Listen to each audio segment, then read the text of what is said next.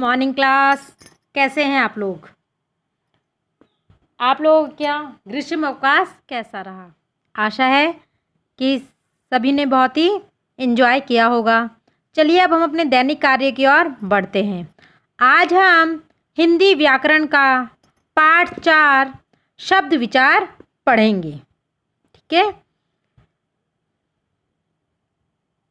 व्याकरण शास्त्र में भाषा की लघुतम सार्थक इकाई को शब्द कहते हैं।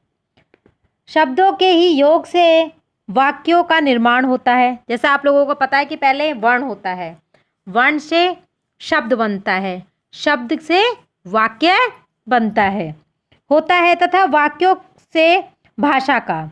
अतः भाषा में शब्दों का महत्वपूर्ण स्थान होता है। सार्थक शब्द समूह यानी भाषा के माध्यम से मनुष्य अपने भाव का अभिव्यक्त करता है। अतः भावों की सही अभिव्यक्ति के लिए समृद्ध शब्द भंडार का होना अति आवश्यक है।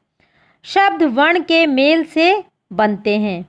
वर्णों के उसी मेल को शब्द कहते हैं जिनका कोई अर्थ होता है। जैसे क, अ, म, अ, ल, अ। इन ध्वनियों के मेल से कमल शब्द बना है। कहने का तात्पर्य शब्दों वर्णों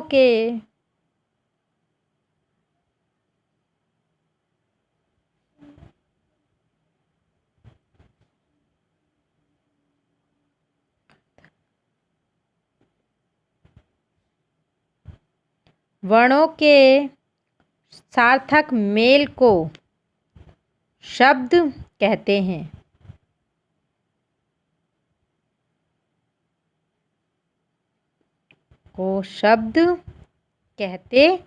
वर्णों के सार्थक मेल को शब्द कहते हैं। शब्द और पद। जब कोई शब्द किसी वाक्य में प्रयुक्त किया जाता है तो वह व्याकरण के नियमों के अनुसार बंधकर प्रयुक्त होता है। व्याकरणिक नियमों में बंधकर वाक्य में प्रयोग होने वाले शब्द को ही पद कहते हैं। वाक्य से बाहर कोई शब्द पद नहीं हो सकता। वाक्य में प्रयोग होने के बाद ही वह पद कहलाता है। शब्दों के भेद। हिंदी भाषा में अनेक प्रकार के शब्दों का प्रयोग होता है। इन शब्दों का वर्गीकरण हम निम्नलिखित आधार पर कर सकते हैं। उत्पत्ति के आधार पर शब्द के भेद, रचना या बनावट के आधार पर शब्द के भेद, अर्थ के आधार पर शब्द के भेद, प्रयोग के आधार पर शब्द के भेद। आइए सबसे पहले पढ़ते हैं उत्पत्ति के आधार पर शब्द के भेद। उत्पत्ति के आधार पर शब्द के 4 भेद हैं। हिंदी में अनेक प्रकार के शब्द मिलते हैं। इनमें कुछ शब्द संस्कृत से आए हैं तो कुछ अंग्रेजी, अरबी, फारसी, तुर्की आदि भाषाओं से। कुछ शब्द संस्कृत शब्द से विकृत रूप हैं तो कुछ क्षेत्रीय भाषाओं के लिए गए हैं। इस आधार पर हिंदी भाषा के शब्दों को 4 भागों में बांटा जा सकता है। उत्पत्ति के आधार पर शब्दों के भेद।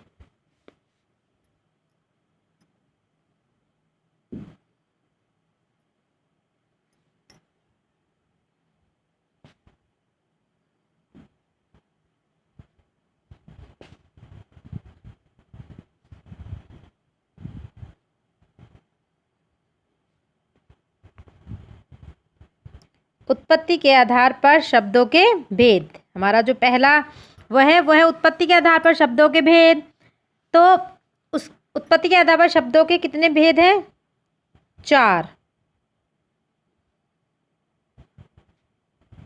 4 भेद हैं।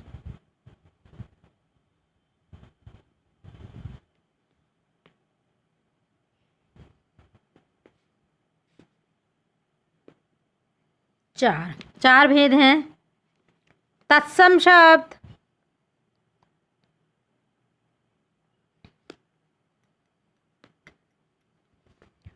तद्भव,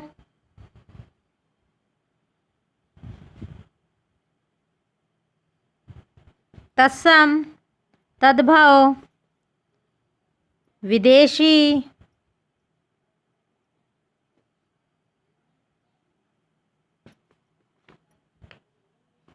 देशज शब्द।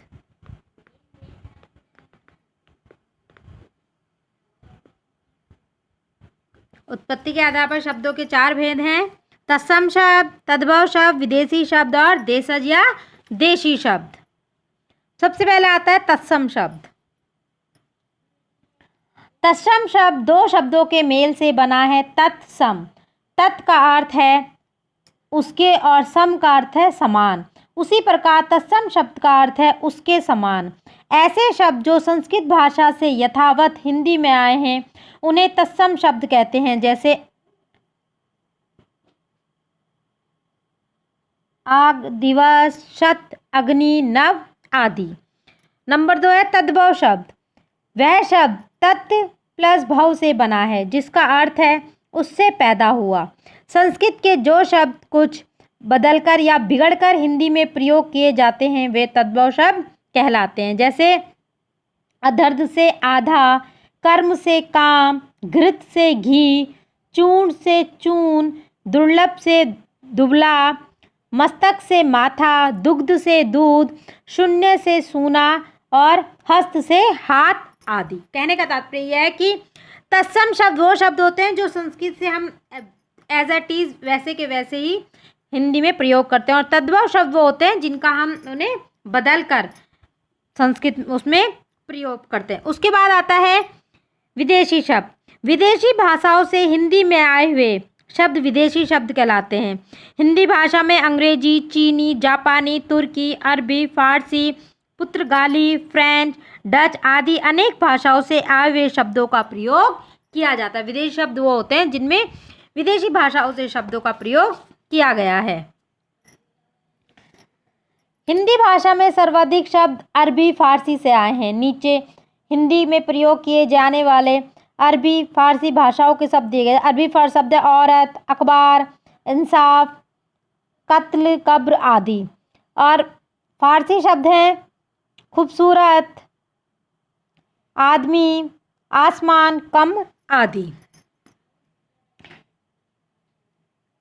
हिंदी में प्रयुक्त किए जाने वाले अन्य भाषाओं के शब्द तुर्की शब्द हैं कुर्ता, उर्दू, कुली आदि। अंग्रेजी शब्द हैं car, engine, company, gas, cricket, college, tie आदि। चीनी शब्द है चाय, लीची। जापानी शब्द है रिक्शा। फ्रांसीसी शब्द है काजू, कारतूस, अंग्रेजी आदि। पुर्तगाली शब्द है अलमारी, कप्तान, कमरा आदि। रूसी शब्द है मेघ, स्पुतानिक इत्यादि। उसके बाद आता है नंबर 4 देशज शब्द।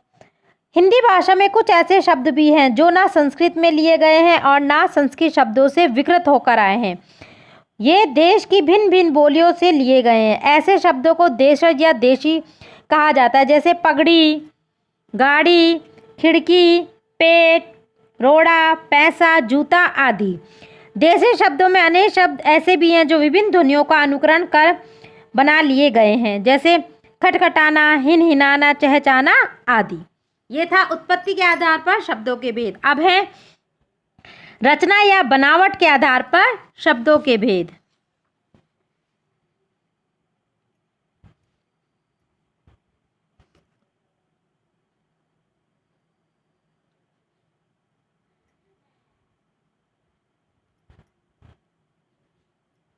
रचना या बनावट के आधार पर शब्दों के भेद।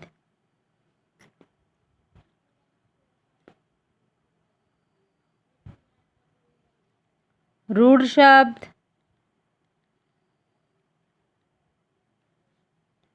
यौगिक शब्द और योग रूढ़ शब्द।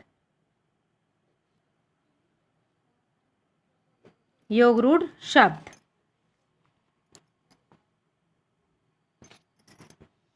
पहला है रूढ़ शब्द। परंपरा से किसी वस्तु विशेष के लिए बने शब्द जिनके टुकड़ों का कोई अर्थ नहीं होता उन्हें रूढ़ शब्द कहते हैं, जैसे गरीब, कुर्सी, दुकान आदि। यौगिक शब्द, जो शब्द 2 या 2 से अधिक शब्दों से मिलकर बने होते हैं उन्हें यौगिक शब्द कहते हैं। यौगिक शब्दों के टुकड़े किए जाने पर प्रत्येक टुकड़े अर्थात प्रत्येक शब्द का अपना अर्थ होता है। जैसे विद्यार्थी, विद्या प्लस अर्थी, पुस्तकालय, पुस्तक प्लस आलय, जलयान, जल प्लस यान, और फूलदान, फूल प्लस दान आदि। उसके बाद आता है योग रूढ़ शब्द। योग रूढ़ वे शब्द हैं जिनकी रचना यौगिक की तरह ही होती है, लेकिन संयुक्त रूप में इनका अर्थ खंड रूप से बिल्कुल भिन्न हो जाता है। योग हो जाने पर ये विशिष्ट अर्थ के बोधक बन जाते हैं, अतः योग रूढ़ कहलाते हैं। जैसे पंकज, हिमालय, चारपाई, लंबोदर, नीलकंठ, चिड़ियाघर। पंकज शब्द सार्थक खड़ी में पंख जा से बना है, जिसका सामान्य अर्थ पंख यानी कीचड़ और जा यानी जन्म लेने वाला, अर्थात कीचड़ से उत्पन्न होने वाला कमल। आई बात समझ में? अब उसके बाद आता है अर्थ के आधार पर शब्दों के भेद। अब थर्ड आता है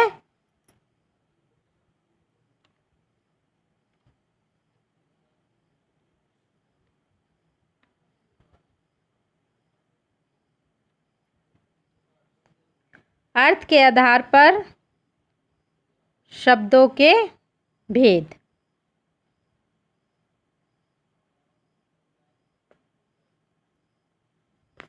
सार्थक शब्द और निरर्थक शब्द। सार्थक शब्द, निरर्थक शब्द।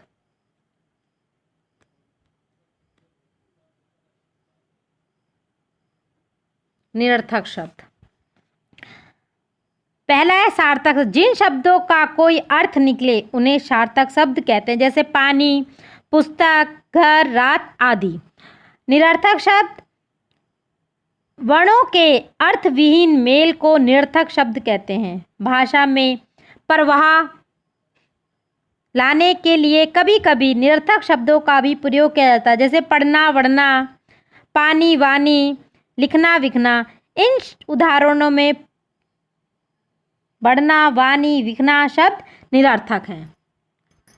आई बात समझ में बच्चों आपको? उसके बाद आता है सार्थक शब्दों के भेद। जैसा कि ऊपर कहा जा चुका है, सार्थक शब्दों में ही भाव व्यक्ति की क्षमता होती है, अतः ये ही हमारे अध्ययन के अंतर्गत आते हैं। इनके मुख्य रूप से 6 भेद हैं। सार्थक शब्दों के कितने भेद हैं? सार्थक शब्दों के मुख्य रूप से 6 भेद हैं। सार्थक शब्दों के मुख्य रूप से 6 भेद हैं। पहला है एकार्थी शब्द, दूसरा है अनेकार्थी शब्द, तीसरा है पर्यायवाची शब्द, चौथा है विलोम या विपर्यार्थक शब्द, पांचवा है वाक्यांश बोधक शब्द, और छठा है श्रुति सम भिन्नार्थक शब्द। बच्चों आप लोग ये सब बहुत पहले से पढ़ते आ रहे हैं, विलोम शब्द, पर्यायवाची शब्द। तो सार्थक शब्द हमारे यही कहलाते हैं। पहला है एकार्थी शब्द। जिन शब्दों का केवल एक ही निश्चित अर्थ होता है वे एकार्थी अथवा एकार्थक शब्द कहलाते हैं, जैसे घर, दाल, भारत, हिमालय, गाय, गांव, सोमवार, जनवरी आदि। उसके बाद आता है अनेकार्थक शब्द। जिन शब्दों के एक से अधिक अर्थ हों उन्हें अनेकार्थी या अनेकार्थक शब्द कहते हैं, जैसे काल, समय, मृत्यु, फल, वृक्ष में लगने वाला फल या परिणाम, पत्र, पत्ता, चिट्ठी, हरि, विष्णु, वानर, कनक, धतूरा और सोना। उसके बाद आता है पर्यायवाची शब्द। जिन शब्दों के समान अर्थ होते हैं वे परस्पर समानार्थी या समानार्थक या पर्यायवाची शब्द कहलाते हैं, जैसे हवा, वायु, समीर, पवन, रात्रि, निशा, रात, रजनी, कमल, सरोज, जलज, अम्बु आदि। उसके बाद आता है विपर्यार्थक शब्द या विलोम शब्द, मतलब उल्टे अर्थ वाले शब्द। जो शब्द विपरीत अर्थ प्रकट करते हैं वे एक दूसरे के विपर्यार्थक अथवा विलोम शब्द कहलाते हैं, जैसे जल, थल, छोटा, बड़ा, ऊंचा, नीचा, जय पराजय, निर्बल सबल आदि। Is that clear? उसके बाद आता है वाक्यांश बोधक शब्द। जिन शब्दों का प्रयोग वाक्यांश या अनेक शब्दों के स्थान पर किया जाता है उन्हें वाक्यांश बोधक शब्द कहते हैं। जैसे जिसका अंत ना हो, अनंत, जो आलस करता है, आलसी आदि। इसके बाद आता है श्रुति सम भिन्नार्थक शब्द। जो शब्द सुनने में एक जैसे लगते हैं परंतु उनके अर्थ अलग अलग होते हैं उन्हें श्रुति सम भिन्नार्थक शब्द कहते हैं। जैसे कपट और कपाट। बच्चों, आशा है आप लोगों को ये पाठ भली भांति समझ में आ गया होगा। आप लोगों को इसके जो प्रश्न उत्तर हैं वो अपनी उत्तर पुस्तिका में बहुत ही साफ और स्वच्छ अक्षरों में करने हैं। आपको ये कार्य अपनी उत्तर पुस्तिका में करना है और जूम क्लास अटेंड कीजिए, वीडियो देखिए, अपना काम टाइम पर सबमिट कीजिए। आप अपना काम टाइम पर सबमिट करेंगे तभी आपकी अटेंडेंस पूरी हो पाएगी। तो इसलिए अपना काम टाइम पर सबमिट कीजिए, वीडियो देखिए, जूम क्लास अटेंड कीजिए, अपनी अटेंडेंस कोशिश कीजिए कि 100% हो और काम प्रॉपर वे में करना है। आपको इससे पहले पार्ट 1, 2 और 3 करवा दिया गया है, इसलिए आज आपको पार्ट 4 कराया जा रहा है। आपको अपना काम निश्चित समय पर जमा करना है, सबमिट करना है। आशा है आप लोगों को यह पाठ समझ में आ गया होगा और आप घर पर स्वयं इस पाठ की पुनरावृत्ति करें।